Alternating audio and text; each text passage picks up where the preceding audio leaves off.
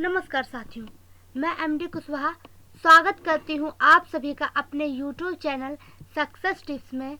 मैं इस चैनल के माध्यम से अपने पढ़ाई के अनुभव शेयर कर रही हूँ जो मैंने अब तक सीखा है। तो चलिए बिना देर के ले चलते हैं आप सभी को अपने टॉपिक की ओर। तो आज का हमारा टॉपिक है क्लास 10 साइंस चैप्टर 1 रासायनिक अभिक्रियाएं एवं समीकरण पार्ट 3। पार्ट 1 में हम रासायनिक अभिक्रिया के बारे में पढ़ चुके हैं।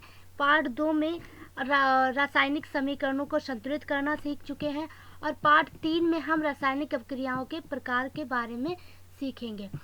तो हम आप सभी से छोटा सा निवेदन करना चाहेंगे कि कृपया अगर हमारी वीडियो अच्छी लगे तो लाइक कर दीजिएगा, दोस्तों में शेयर कर दीजिएगा और हाँ, चैनल को सब्सक्राइब जरूर कर लीजिएगा। तो पढ़ते हैं आज का रासायनिक अभिक्रियाओं के प्रकारों को। रासायनिक अभिक्रियाओं के प्रकार। संयोजन अभिक्रिया। सबसे पहले संयोजन अभिक्रिया, जब दो या दो से अधिक पदार्थ, तत्व या यौगिक संयोग करके एकल उत्पाद का निर्माण करते हैं, ऐसी अभिक्रियाओं को संयोजन अभिक्रिया कहते हैं। जब दो या दो से अधिक पदार्थ एकल उत्पाद का निर्माण करते हैं तो ऐसी अभिक्रिया को संयोजन अभिक्रिया कहते हैं। या हम कह सकते हैं जब दो या दो से अधिक अभिकारक एकल उत्पाद का निर्माण करते हैं तो ऐसी अभिक्रिया को संयोजन अभिक्रिया कहते हैं। ऊष्माक्षेपी रासायनिक अभिक्रिया, जिन अभिक्रियाओं में उत्पाद के निर्माण के साथ साथ ऊष्मा भी उत्पन्न होती है उन्हें ऊष्माक्षेपी रासायनिक अभिक्रिया कहते हैं।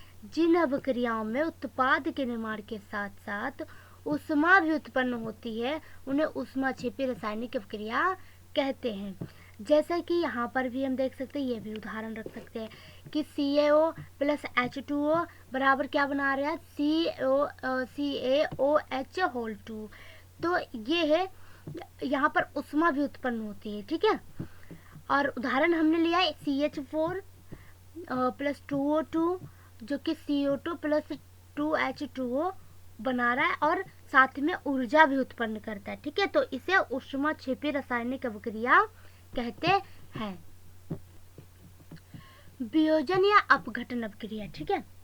वियोजन या अपघटन या विघटन अभिक्रिया, जब एकल अभिकर्मक टूटकर, अपघटन नाम से ही पता चल रहा है, जब एकल अभिकर्मक टूटकर छोटे छोटे उत्पाद प्रदान करता है तो यह एक वियोजन अभिक्रिया है।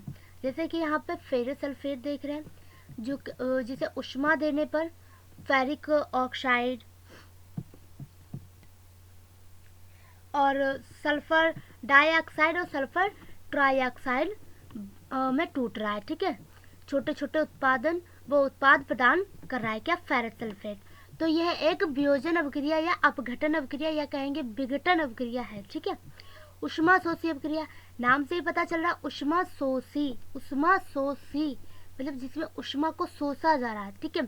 जिन अभिक्रियाओं में ऊर्जा अवशोषित होती है उन्हें ऊष्मा शोषी अभिक्रिया कहते हैं। जिन अभिक्रियाओं में ऊर्जा, ऊष्मा, प्रकाश अवशोषित होता है या कह सकते हैं आवश्यकता या जरूरत होती है तो उन्हें हम ऊष्मा शोषी अभिक्रिया कहते हैं। जैसे CaCO3 चूना पत्थर है, इसमें ऊष्मा की आवश्यकता पड़ रही है, ऊष्मा की जरूरत पड़ रही है, यानी कि ऊष्मा अवशोषित हो रही है और जिससे क्या बना है CaO प्लस CO2। तो यहाँ ऊष्मा अवशोषित हो रही है तो इसलिए यहाँ ये अभिक्रिया ऊष्मा शोषी अभिक्रिया है, ठीक है। अगले बढ़ते हैं।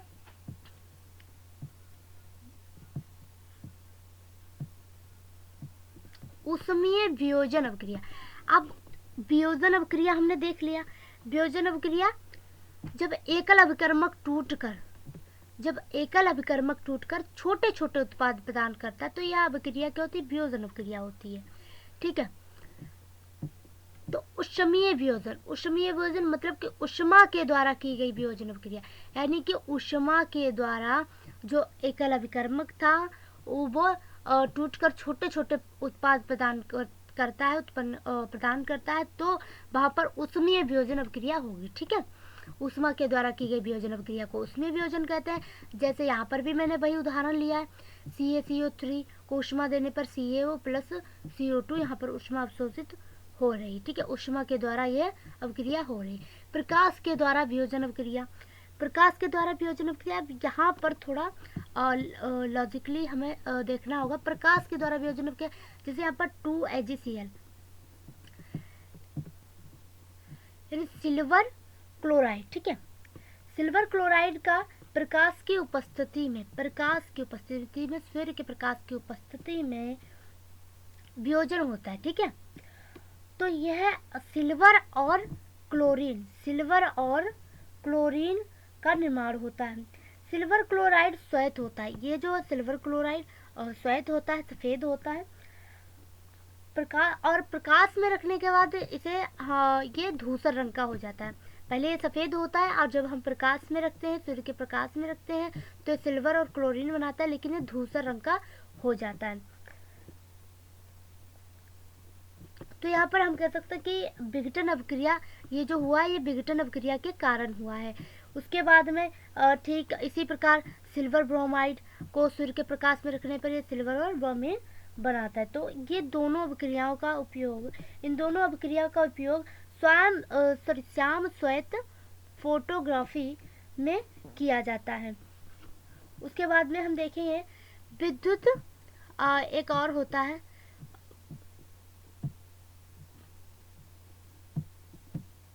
यहाँ पर एक और होता है, एक होता है विद्युत के द्वारा वियोजन अभिक्रिया। तो जल का विद्युत अपघटन के द्वारा H2O को मतलब H2O O2 में तोड़ते हैं विद्युत अपघटन के द्वारा।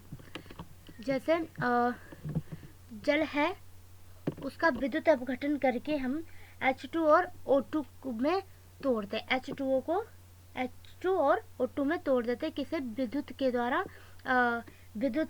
द्वारा वियोजन अभिक्रिया करके, ठीक है। अगले बढ़ते हैं विस्थापन अभिक्रिया। जहाँ पर ज्यादा क्रियाशील तत्व कम क्रियाशील तत्व को उसके स्थान से हटा दे तो उसे ही विस्थापन अभिक्रिया कहते हैं। यानी मतलब जहाँ पर ज्यादा क्रियाशील तत्व कम क्रियाशील तत्व को उसके स्थान से हटा दें तो उसे ही विस्थापन अभिक्रिया कहते हैं। जैसे फेरस प्लस CuSO4 को FeSO4 प्लस Cu, मतलब कि जो फेरस था और कापर, फेरस और कापर सल्फेट, ठीक है, तो क्या बना, फेरस सल्फेट और कापर को अलग कर दे रहा है। तो यहाँ पर जो कापर था वो सल्फेट के साथ था, लेकिन जो फेरस है ये ज़्यादा क्रियाशील तत्व है, इसलिए इसने Cu को यानी कि कापर को हटा दिया। तो जैसे कि एक उदाहरण दिया गया हमारी NCERT बुक में कि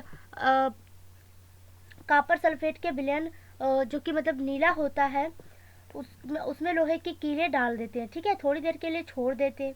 बाद में इसका जो विलयन है उसका रंग क्या हो जाता है, हरा हो जाता है और कीले पर भूरे रंग का कापर चढ़ जाता है। तो यहाँ पर हमने क्या देखा कि फेरस सल्फेट बन गया, ठीक है।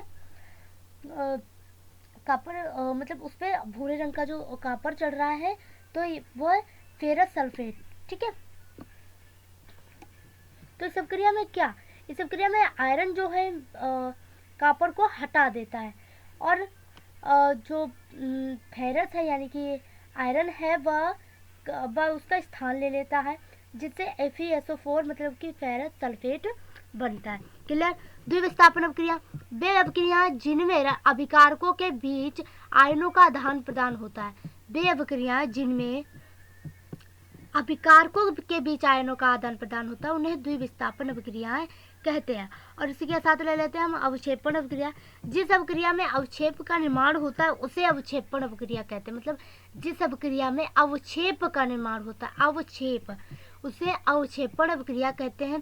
जैसे NO2SO4 ये दोनों के उदाहरण द्विविस्थापन अभिक्रिया में भी और अवक्षेपण अभिक्रिया का भी यही उदाहरण लेते हैं। Na2SO4 प्लस VaCl2 प्लस क्या बना रहा है, BaSO4 प्लस 2NaCl। तो यहाँ पर जो द्विविस्थापन अभिक्रिया है उसमें अभिकारकों के बीच आयनों का आदान प्रदान, अभिकारक है यहाँ। तो हमने क्या देखा कि BaCl था जो कि Na2SO4 था, इसने क्या कर लिया, Na2 इधर चला गया और Ba इधर आ गया, यहाँ पर आयनों का आदान प्रदान हो गया, ठीक है। अवक्षेपण क्रिया, इसी में अवक्षेप का भी निर्माण होता है। VaSO जो VaSO4 है, यहाँ पर अवक्षेप का निर्माण होता, तो इसे हम अवक्षेपण क्रिया कहते हैं। आप लोग सोचेंगे अवक्षेप मतलब, तो इस सब क्रिया के दौरान बैरियम सल्फेट श्वेत रंग का और यह पानी में नहीं घुलता। ठीक है, तो यहाँ पर यह अवक्षेप का निर्माण कर रहा है, मतलब जो बैरियम सल्फेट है वो श्वेत रंग का है और ये पानी में नहीं घुलता है, तो इसलिए यहाँ पर वो अवक्षेप के रूप में अवक्षेप का निर्माण कर रहा है। तो यहाँ पर हम कहेंगे कि यह अवक्षेप का निर्माण करता है, मतलब कि अवक्षेपण क्रिया। और इसे हम नीचे ऐसे एरो के निशान से दिखाते हैं, मैं बताती हूँ।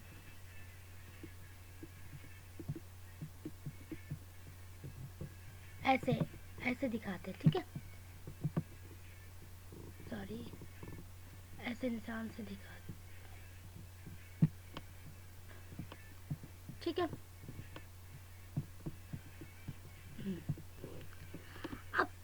अब सबसे ज़्यादा जो कि मतलब जल्दी समझ में आ भी जाता है और नहीं भी आता है, जो कि उपचयन एवं अपचयन। तो ये है, बहुत ज़्यादा कंफ्यूजन रहता है इसमें उपचयन एवं अपचयन में। तो उपचयन क्या होता है, जब क्रिया में किसी पदार्थ में ऑक्सीजन की वृद्धि होती है, हम ऐसे याद कर सकते हैं कि मतलब जब ऑक्सीजन ऊपर होता है, ऊपर मतलब कि ज़्यादा हो जाता है, तो वहाँ पे उपचयन, ठीक है, और इसके विपरीत अपचयन। तो मतलब ऐसे याद रख सकते हैं, लेकिन आप लोग जैसे भी, आप लोगों को वैसे याद है वैसे भी ठीक है। तो जब अभिक्रिया में किसी पदार्थ में ऑक्सीजन की वृद्धि होती है तो कहते हैं कि उसका उपचयन हुआ है, और तथा जब अभिक्रिया में किसी पदार्थ में ऑक्सीजन का ह्रास होता है तो कहते हैं कि उसका अपचयन हुआ है। और एक बात बता दूं कि यहाँ पर ऑक्सीजन की वृद्धि होती है तो यहाँ पर हाइड्रोजन का ह्रास होता है, ठीक है, और यहाँ पर ऑक्सीजन का ह्रास होता है तो यहाँ पर हाइड्रोजन जो है वो जुड़ता है, हाइड्रोजन की वृद्धि होती है। तो जहाँ पर ऑक्सीजन की वृद्धि हो वहाँ पर उपचयन, और जहाँ पर ह्रास हो वहाँ पर अपचयन, ठीक है। उपचयन, अपचयन अथवा रेडॉक्स क्रिया, उपचयन या अथवा उपचयन, अपचयन अथवा रेडॉक्स क्रिया। रेडॉक्स अगर ना याद रहे तो मैं बता दूं कि उपचयन और अपचयन, एक को कहते हैं ऑक्सीडेशन और एक को कहते हैं रिडक्शन। तो रेडॉक्शन, ठीक है, तो हमने रख दिया redox, redox, reduction, ox oxidation. तो यहाँ पर रेडॉक्शन, ठीक है, तो रिडॉक्स, रिडॉक्स इसी से बना है, रेड और ऑक्स, ठीक है, मतलब रिडक्शन और ऑक्सीडेशन, तो रेडॉक्स अपक्रिया, ठीक है, ऐसे याद रखते हैं। उपचयन, अपचयन अथवा रेडॉक्स अपक्रिया, किसी अपक्रिया में एक अभिकारक उपचयित तथा दूसरा अभिकारक क्या होता है, अपचयित होता है। तो इन अभिक्रियाओं को हम क्या कहते हैं, उपचयन, अपचयन तथा या कह सकते हैं रेडॉक्स अपक्रिया, ठीक है। जैसे यहाँ पर देखिए CuO प्लस H2 है, इसको तापन पे मतलब ताप दिया, Cu प्लस H2O बना रहा है। तो यहाँ पर हम क्या देख रहे हैं कि जो H2 है इसका क्या हुआ, उपचयन हुआ। उपचयन मतलब कि इसमें ऑक्सीजन की वृद्धि हुई, ऑक्सीजन क्या हुआ, ऑक्सीजन वृद्धि हुई, ऑक्सीजन इसमें जुड़ा। और जो CuO था इसका अपचयन हुआ, इसका अपचयन हुआ मतलब कि यहाँ से ऑक्सीजन का क्या हुआ, ह्रास हुआ, ऑक्सीजन यहाँ से यहाँ पर नहीं जुड़ी, ठीक है। तो ये उपचयन, अपचयन, यानी कि एक अभिकारक क्या क्या हो रहा है, उपचयन हो रहा है, और दूसरे का क्या हो रहा है, अपचयन हो रहा है। तो इस किसी अभिक्रिया में एक अभिकारक क्या होता है, उपचयित होता है तथा दूसरा अभिकारक अपचयित होता है। तो इन अभिक्रियाओं को उपचयन, अपचयन अथवा रेडॉक्स अभिक्रियाएं कहते हैं। अगले बढ़ते हैं। अब आया दैनिक जीवन में उपचयन अभिक्रियाओं के प्रभाव। उपचयन, उपचयन मतलब कि जैसे ऑक्सीजन का ज़्यादा हो जाना, उसका प्रभाव संक्षारण, संक्षारण जब कोई धातु अपने आसपास अम्ल, आर्द्रता आदि के संपर्क में आती है तब ये संक्षारित हो जाती है। जैसे कि लोहा, आप लोगों ने देखा होगा, लोहा जो है, लोहा हम जब ऐसे ही छोड़ देते हैं बाहर आंगन में या नमी की जगह पर रख देते हैं, तो उस पर क्या होता है, उस पर वो अम्ल और आर्द्रता, मतलब कि वहाँ पर आर्द्रता होती है तो उसके संपर्क में आने से वह लोहा क्या है, संक्षारित हो जाता है। तो इस प्रक्रिया को हम क्या कहते हैं, संक्षारण कहते हैं। चांदी के ऊपर काली परत और तांबे के ऊपर हरी परत चढ़ना यह संचारण के उदाहरण है। चांदी के ऊपर काली परत, चांदी के ऊपर कैसे काली परत चढ़ जाती है, तांबे के ऊपर हरी परत चढ़ जाती है, और लोहे की बात करें तो उसके ऊपर वो भूरे रंग की परत चढ़ जाती है। तो ये सब क्या है, संचारण के उदाहरण है। ये सब चांदी, तांबा और लोहा, ये सब क्या है, संचारित हो रहे हैं। क्यों? क्योंकि हमने अम्ल या आर्द्रता आदि के संपर्क में रख देते हैं, तो ये उनके संपर्क में आने से क्या हो जाते हैं, संचारित हो जाते हैं। विकृत गंधिता की बात करें तो विकृत गंधिता तेल एवं वसा का उपचयन होने से स्वाद व गंध का बदलना ही क्या कहलाता है, विकृत गंधिता कहलाता है। तेल एवं वसा का उपचयन होने से, जब कोई तेल वाली चीज़ या वसा वाली चीज़ उसमें मतलब ऑक्सीजन ज़्यादा हो जाती है तो उसका स्वाद और क्या गंध क्या है, बदल जाती है। मतलब गंध बदबू सी आने लगती है, स्वाद थोड़ा बेकार सा हो जाता है। तो ये सब क्या है, विकृत गंधिता है। ठीक है, जैसे कि खाद्य पदार्थों का सड़ना और बैक्टीरिया या और दूसरे, और इसमें प्रतिऑक्सीकारक मतलब इसको रोका जा सकता है प्रतिऑक्सीकारक से बायोरोधी बनाकर नाइट्रोजन गैस को भरकर, इन सबसे विकृत गंधिता से क्या किया जाता है, रोका जा सकता है। ठीक है, क्या क्या, प्रतिऑक्सीकारक, बायोरोधी बनाकर, नाइट्रोजन गैस को भरकर। और संचारण की बात करें तो हम संचारित वस्तुओं को कैसे रोक सकते हैं, तो संचारण होने से कैसे रोक सकते हैं, तो वस्तुओं पर हम क्या कर सकते हैं, उन्हें पेंट कर सकते हैं। ठीक है, ग्रीस या तेल लगा सकते हैं।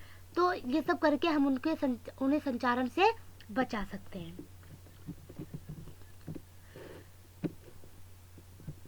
तो फिर आज हम लोगों ने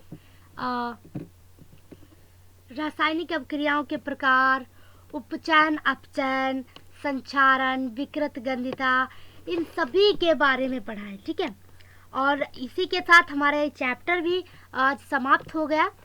तो आगे का चैप्टर जो कि दूसरा चैप्टर है उसकी वीडियो आप लोगों को जल्द ही मिल जाएगी। तो आप सभी से मेरा एक छोटा सा अनुरोध है कि अगर आप लोगों का कोई सुझाव हो तो कृपया कमेंट बॉक्स में ज़रूर लिखें। और आप लोगों से अनुरोध ये भी करती हूँ कि अगर हमारी वीडियो अच्छी लगे तो प्लीज़ लाइक कर दीजिएगा, शेयर कर दीजिएगा और चैनल को सब्सक्राइब कर लीजिएगा।